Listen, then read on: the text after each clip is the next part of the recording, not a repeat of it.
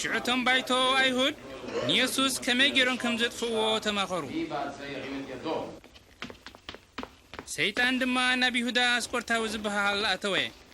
ንሱ ሓደ ካብቶም ሐዋርያት እዩ ዝነበረ።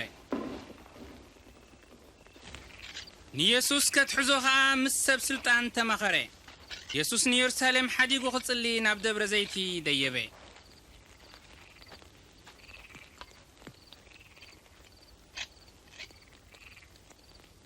ኣብ ፈተና ከይተኣትውስ ጸልዩ።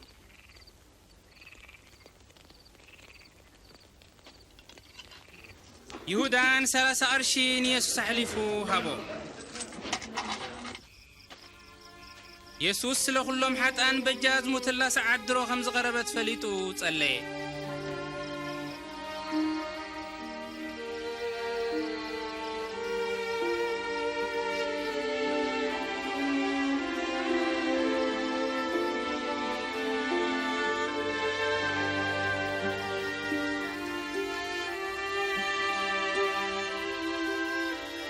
ኣቦ ፍቓድካ እንተ ኾይኑስ ነዛ ጽዋዕ እዚኣ ካባይ ኣሕሊፍካ ግና ከፍቓድካ እምበር ፍቓደይሲ ኣይኮነን።